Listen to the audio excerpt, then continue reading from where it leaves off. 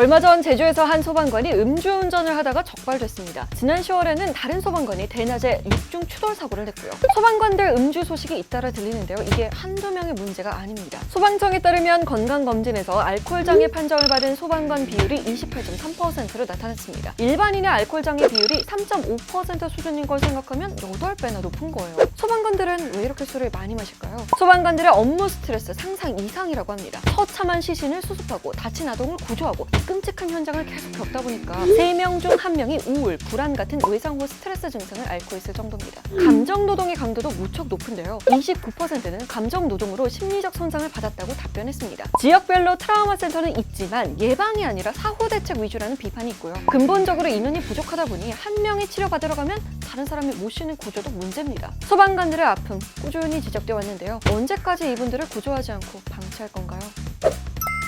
차가 잘 가다가 땅이 푹 꺼지는 바람에 덜컹거립니다. 갑자기 땅이 꺼진 이유, 바로 과속 때문인데요. 속도 제한이 있는 구간에서 과속을 하면 땅이 꺼지는 과속 방지턱, 액티범프가 작동한 겁니다. 원리는 생각보다 간단해요. 과속이라고 판단되면 도로가 10cm 정도 땅속으로 내려앉고요. 속도를 잘 지켰으면 평평한 바닥을 유지하게 되는 거죠. 이게 그럼 얼마나 효과가 있나 봤더니 스웨덴의 한 도시에서 고속도로 출구와 아이들 학교가 가까운 장소에 설치한 결과 일주일 만에 과속 차량의 비율이 23%에서 14.7%로 약 8%나 감소했다고 해요. 2017년 말에는 호주로 수출도 했다는데 우리나라에도 들어오면 좋을 것 같네요. 어벤져스 엔드게임 예고편 보셨나요? Oxygen will run out tomorrow morning, and I mean it. 이걸 본 마블 덕후들이 나사의 아이언맨 구해달라 라고 트위터로 요청을 했답니다. 그런데 나사가 답변을 했습니다.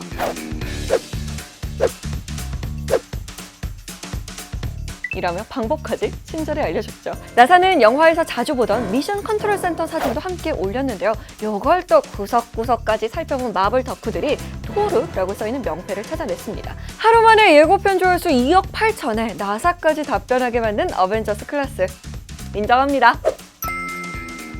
우리 거기 안 가. 안 타올 거니까 내려. 택시 승차 거부당하면 너무 화나죠. 근데 병원에 가야 하는데도 택시를 못 타서 늘 마음 졸이는 사람들이 있습니다. 장애인, 특히 휠체어를 타는 장애인은 평소에 일반 택시 승차 거부를 많이 당합니다. 장애인용 콜택시가 따로 있긴 한데요. 이게 예약이 그렇게 힘들다고 합니다. 대기 타고 있다가 예약 시간 되자마자 양손에 전화기 딱 들고 번호를 눌러야 돼요. 200톤, 심지어 400톤까지 걸어야 겨우 잡을 수 있죠. 법적으로 지방자치단체는 장애인 200명당 택시 한 대의 기준을 지켜야 하는데요. 이거 안 되는 곳도 많습니다. 장애인에게 이 문제는 단순히 외출이 불편하다 이 수준이 아닙니다. 진료나 재활치료를 받으러 꼭 병원에 가야 할 때도 늘 이런 과정을 겪어야 한다는 게 당연한 건 아니잖아요.